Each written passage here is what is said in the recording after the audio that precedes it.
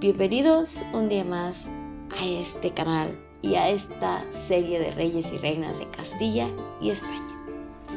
Hoy vamos a hablar de Juan I de Castilla, un rey que quiso unir dos reinos. En el episodio anterior conocimos la increíble historia de Enrique II de Castilla, el hombre que derrotó a su propio hermano Pedro I y fundó la poderosa dinastía Trastámara. Vimos cómo un hijo ilegítimo logró convertirse en un rey y cambiar para siempre el rumbo de Castilla. Pero ahora surge algo muy importante. Una cosa es conquistar una corona y otra, muy distinta, es conservarla. Y precisamente ese fue el reto que heredó su hijo.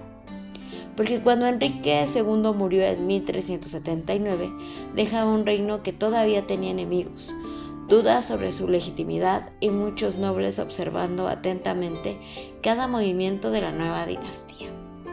Y así comienza la historia de Juan I de Castilla.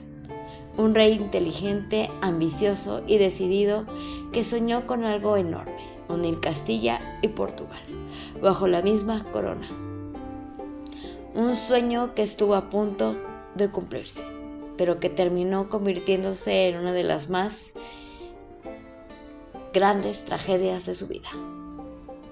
En 1358, era hijo de Enrique II y de Juana Manuel de Villena. A diferencia de su padre, Juan no tuvo que luchar para ser reconocido como heredero. Sin embargo, crecer siendo hijo de un hombre que había derrotado y matado a un rey legítimo tenía complicaciones. Todavía existían partidarios de Pedro I, todavía quienes consideraban a los Trastámara unos usurpadores.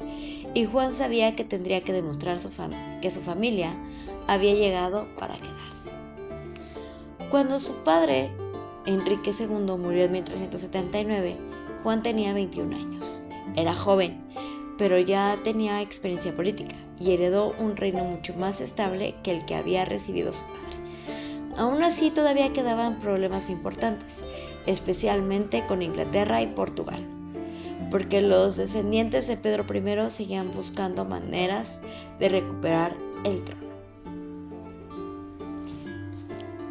Juan se casó con Leonor de Aragón. ¿Y quién era Leonor de Aragón? Leonor fue la primera esposa de Juan I de Castilla y una figura importante porque conectó de las casas reales de Castilla y Aragón. Leonor nació alrededor de 1358 y era hija del rey Pedro IV de Aragón. Se casó con Juan de Castilla en 1375, cuando él todavía era príncipe heredero, y el matrimonio tenía el objetivo político claro: fortalecer las relaciones de Castilla y Aragón, dos de los reinos más importantes de la península. Las crónicas no hablan de grandes escándalos entre ellos, algo bastante raro para la época. Leonor acompañó a Juan durante los primeros años de su reinado y fue reina de Castilla desde 1379 hasta su muerte. Tuvieron varios hijos, aunque muchos murieron siendo pequeños, algo tristemente común en la Edad Media. Entre sus hijos destacó Enrique III de Castilla, futuro rey de Castilla, y Fernando I de Aragón, que años después llegaría a ser rey de Aragón. Y aquí estaba lo interesante. Gracias a Fernando de Antequera, la dinastía de Trastámara terminó gobernando también Aragón. Leonor murió en 1382, siendo todavía muy joven. Su fallecimiento fue un golpe importante para Juan I. Años después, el rey volvió a casarse con Beatriz de Portugal. Pero esa es otra historia. Hay algo que muchas veces olvidamos. Castilla no vivía aislada. Formaba parte de una Europa llena de conflictos. Y uno de los más importantes era la guerra de 100 años entre Francia e Inglaterra. Castilla apoyó generalmente a Francia, mientras que Inglaterra respaldaba a los enemigos de los Trastámara. Por eso la política internacional ocupó gran parte del reinado de Juan. Y ahora llegamos al gran tema de su vida, Portugal. Todo comenzó cuando murió el rey portugués, Fernando I de Portugal. Fernando no dejó hijos varones, solo una hija. Esa hija iba a ser la segunda esposa de Juan I de Castilla. Su nombre era Beatriz de Portugal. De repente apareció una oportunidad extraordinaria. Si Juan lograba imponer sus derechos, Castilla y Portugal quedarían unidos bajo una sola corona. Imagínense eso, la península ibérica unificada casi un siglo antes de los Reyes Católicos. La oportunidad era gigantesca. Pero había un problema. Los portugueses no querían ser gobernados desde Castilla. Muchos temían perder su independencia. Así que apoyaron a un nuevo líder, Juan I de Portugal. Y así comenzó una guerra que decidiría el futuro de ambos reinos. Y llegamos a uno de los momentos más importantes de toda la historia de la península ibérica, la famosa batalla de Aljubarrota. Juan I de Castilla llegó a un ejército enorme. Muchos creían que la victoria era segura, pero las cosas no salieron como esperaba. Los portugueses, dirigidos por Juan de Avis y por el brillante estratega Nuno Álvares Pereira, lograron una victoria espectacular. Fue una derrota devastadora para Castilla, y con ella desapareció el sueño de unir a ambos reinos. Portugal conservaría su independencia y seguiría siendo reino separado durante siglos. La derrota afectó profundamente a Juan. No solo había perdido una batalla, había perdido la oportunidad de convertirse en rey de Portugal. Había perdido la posibilidad de crear una monarquía enorme. Y había visto morir a muchos de sus hombres. Sin embargo, no se derrumbó. Continuó gobernando, trabajó para fortalecer la administración y siguió consolidando la dinastía Trastámara. Entre sus hijos destacó especialmente un niño llamado Enrique III de Castilla, el mismo rey del que hablaremos más adelante. Aunque nadie lo sabía, sería uno de los gobernantes más capaces de la dinastía. Juan todavía impulsó cambios importantes, intentó fortalecer la autoridad real, mejoró aspectos administrativos y trabajó para dar estabilidad al reino.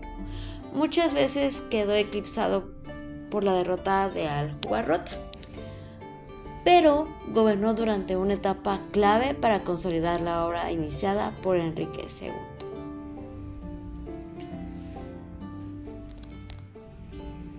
Aquí un paréntesis porque se me olvidó hablar de Beatriz de Portugal. ¿Okay? Beatriz de Portugal fue una infanta portuguesa que se convirtió en reina consorte de Castilla y León al casarse con Juan I de Castilla. Su figura quedó estrechamente ligada a la crisis sucesoria portuguesa de 1383 a 1385. Un conflicto que definió independencia de Portugal y el ascenso de la dinastía de Avis. Fue la única hija legítima de Fernando I de Portugal y Leonor de Tellez de Meneses. Desde niña fue reconocida como heredera del trono portugués, una posición políticamente delicada debido a la ausencia de herederos varones, y ahí las disputas sobre la legitimidad de algunos posibles pretendientes. En 1383 contrajo matrimonio con Juan I de Castilla. El acuerdo matrimonial buscaba asegurar la paz de Castilla y Portugal, regular una habitual sucesión portuguesa sin fusionar formalmente ambos reinos. Sin embargo, muchos portugueses temían que el matrimonio condujera a la pérdida de la independencia nacional. Este es un poco de la segunda esposa de Juan I.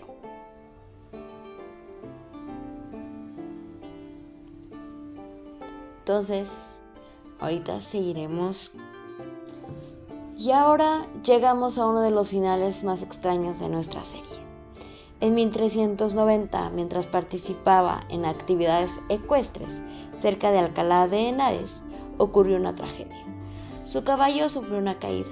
El rey resultó gravemente herido y poco después murió. Tenía apenas 32 años. Fue una muerte totalmente inesperada. No ocurrió en una batalla, no fue una conspiración, no fue una enfermedad. Fue un accidente y Castilla volvía a quedarse con un rey muy joven como heredero. Cuando pensamos en Juan I, solemos recordar la derrota de Aljubarrota, pero sería injusto resumir toda su vida en una sola batalla. Fue el rey que consolidó la dinastía Trastámara, el hombre que estuvo más cerca que nadie de unir Castilla y Portugal en la Edad Media, y el padre de Enrique III. Gracias a él, la nueva familia real sobrevivió y continuó gobernando. Sin Juan I, probablemente la historia de Castilla habría sido diferente. Y así termina la historia de Juan I de Castilla. Un rey ambicioso, un gobernante capaz y un hombre que estuvo a punto de cambiar el mapa de la península ibérica para siempre. Si te gustó este episodio, no olvides dejar tu me gusta, suscribirte al canal y activar la campanita para seguir acompañándome en este viaje por la historia de Castilla y España. Y déjame tu comentario. ¿Crees que la historia habría sido diferente si Juan I hubiera ganado en Aljubarrota y unido Castilla y Portugal? Me encantaría leer tus opiniones. En el próximo episodio conoceremos a Enrique III de Castilla, conocido como el Doliente, un rey enfermizo que muchos subestimaron, un niño que heredó la corona en medio del caos, y un gobernante que terminó demostrando que la inteligencia y la determinación pueden ser más importantes que la fuerza física. Una historia fascinante que nos acercará cada vez más a Juan II, Enrique IV y finalmente a Isabel la Católica. Hasta la próxima.